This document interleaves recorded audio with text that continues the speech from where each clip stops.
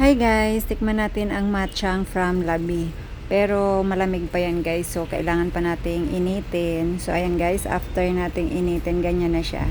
Ang matchang guys is Chinese kakanin siya guys. So ayan, meron siyang pork, tsaka mas gusto ko lagyan ng hot sauce. So tikman natin guys. In fairness, masarap naman siya, pero meron kasi akong natikman na matchang guys, na luto ng aking mother-in-law na sobrang sarap, na wala pa akong na tikmang matchang na kasing sarap ng luto ng aking mother-in-law guys.